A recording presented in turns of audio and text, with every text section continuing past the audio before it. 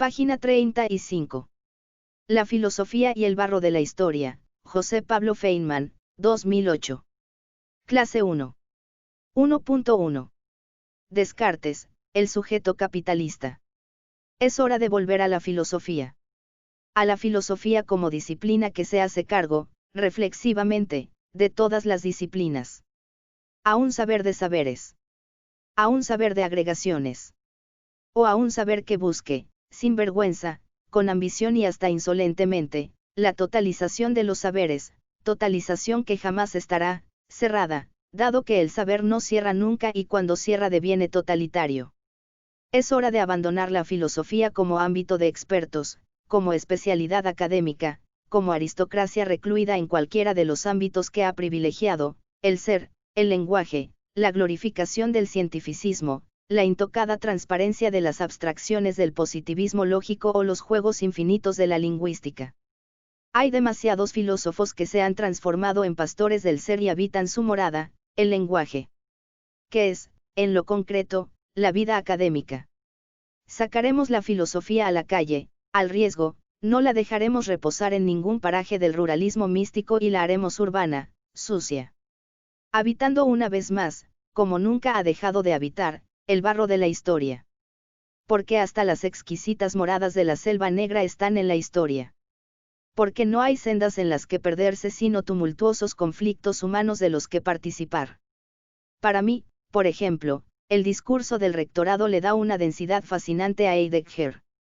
Es su mácula, sin duda. Su impureza. Pero también la prueba de la historicidad de los filósofos. De su imposibilidad de reposar en lo incontaminado. Heidegger no se quedó, en provincias. Salió de la selva negra, abandonó los caminos de bosque, las sendas que no llevan a ninguna parte y se contaminó con lo urbano. Lo hizo, a nuestro juicio, mal. Y lo empeoró luego al recluirse en su morada campesina, al ampararse en su silencio y callar sobre los aspectos sombríos de su experiencia histórica, de su militancia urbana, el nacionalsocialismo. Todo esto, no obstante, no le quita, le suma. El campesino que solía fumar su pipa junto a Heidegger es menos fascinante que él, dado que él habita la historia, la indescifrable, a veces irritantemente incomprensible, participación de un gran filósofo en un movimiento grandiosamente perverso. Este curso va a desbordar filosofía, pero como creo absolutamente en los enfoques interdisciplinarios va a ser inevitable que tenga mucho de política, filosofía política, literatura, cine, música, artes plásticas y referencias a la actualidad. Algo inevitable dada la coyuntura histórica que estamos atravesando, inevitable, en rigor, en toda coyuntura histórica. Pero esta, la de hoy, tiene las características de una catástrofe civilizatoria. No voy a tratar temas que no hayan sido tratados, que no se conozcan, que no haya bibliografía abundante sobre ellos. De hecho, en la Argentina, desde 1989, hay una célebre compilación de Nicolás Casullo, El debate modernidad-posmodernidad.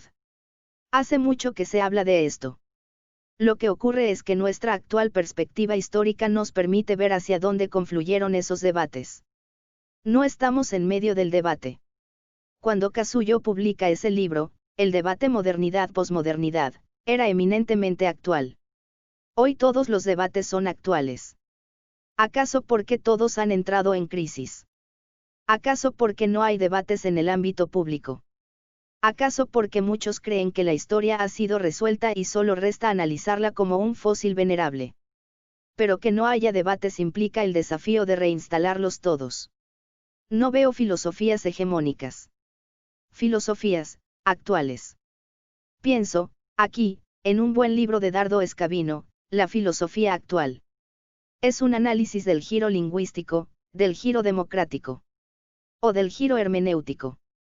Ya veremos qué es todo esto.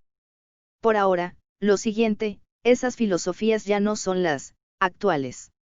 No hay filosofía actual.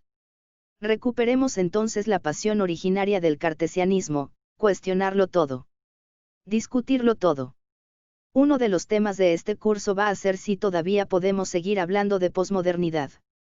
Si un pensamiento que se presentó, como las filosofías posmodernas, profundamente crítico de las filosofías de la totalización, de la centralidad del sujeto, las filosofías marxistas y hegelianas, que propugnó los particularismos, las diferencias, la fragmentación, el caleidoscopismo, sí un pensamiento, en suma, que, en alguno de sus representantes más notorios como Gianni Battimo, llegó a postular una sociedad transparente, tiene aún cierta vigencia. La tenga o no, como hecho histórico, las reflexiones de la llamada posmodernidad son relevantes y deben ser seriamente tratadas. Pero esa sociedad transparente de Battimo, planteada a comienzos de los 90, nos produce hoy una sonrisa entre amarga y piadosa, porque si hablar de una sociedad transparente es mirarla, CNN, es lo menos que uno puede imaginar sobre una sociedad con transparencia. Desde que Battimo postula eso hasta el presente, el dominio de los medios de comunicación se ha ido acentuando poderosamente.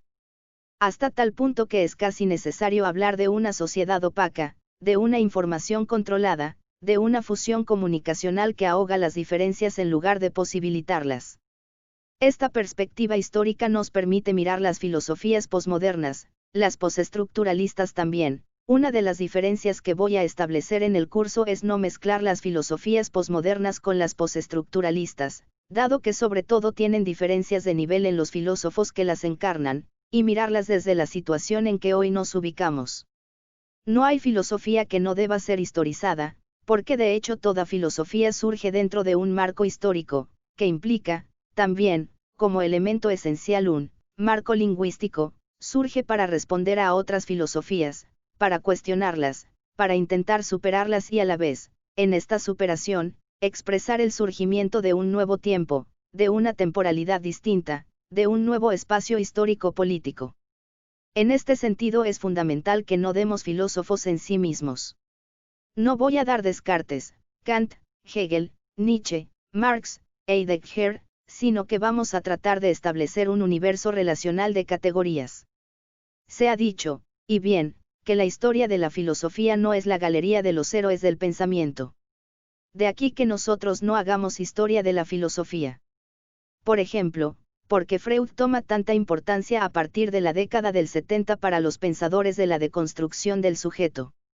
Porque alguien que introduce la categoría de inconsciente en la narcisista conciencia del cartesianismo, que descubre este hecho, tiene que ser llevado a primer plano por aquellos que intentan destruir al transparente sujeto cartesiano que se había instalado en el siglo XVII.